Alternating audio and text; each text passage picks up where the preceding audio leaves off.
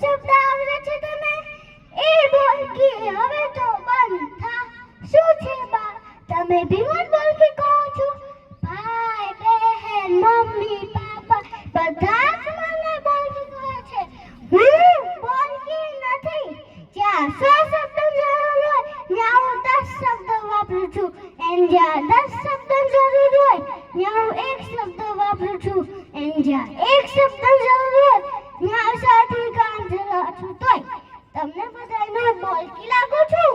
હું બોલકી નથી. બધા જ કહે છે બોલ બોલ કરીશ તો એક દિવસ તારી બોલતી જ બંધ થઈ જશે. હું પણ જોઉં છું કોણ મારી બોલતી બંધ કરે છે, કોણ મને બોલતા અટકાવે છે. મમ્મી બા શાળેથી આવી ગઈ. એ બા તમે ક્યાં જાઓ છો? મને ભી તમારી સાથે આવવું છે. ક્યો ને બા તમે ક્યાં જાઓ છો? મને ભી તમારી સાથે આવવું છે. મમ્મી પપ્પા તમે આ બધું વેરી કેમ ઊભા છો? ક્યો ને બા ક્યાં જાય છે? અંકલ અંકલ તમે કોણ છો? મારા બાને ક્યાં લઈ જાઓ છો?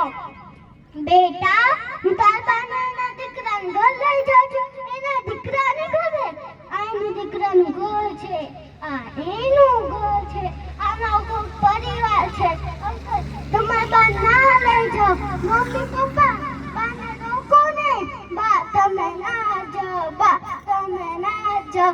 મને ખબર છે તમે વૃદ્ધાશ્રમમાં જાઓ છો. બા તમે ના જાઓ, બા તમે ના જાઓ. મમ્મી પપ્પા તમને બાથી શું તકલીફ હતી કે બાને વૃદ્ધાશ્રમમાં જવું પડ્યું? બા બધું મૂંગા મોઢે સહન કરી લેતા દાદા ભગવાન પાસે. બા વૃદ્ધાશ્રમમાં મમ્મી પપ્પા તો મારા માટે ટાઈમ જ ના હોય. હું કોની સાથે રમીશ, કોની સાથે બોલીશ, કોની ખોરામાં બેસીશ, કોની સાથે જમીશ? આજે તો ખરેખર મારી બોલતી બંધ થઈ ગઈ. અરે સાંભળો છો? તમને કહું છું આપણી દીકરીને ડોક્ટર પાસે લઈ જવી પડશે. એને ગળામાં તકલીફ લાગે છે. આને કેમ સમજાવું? મને ગળામાં નહીં, મને હૃદયમાં તકલીફ થઈ છે. હૃદય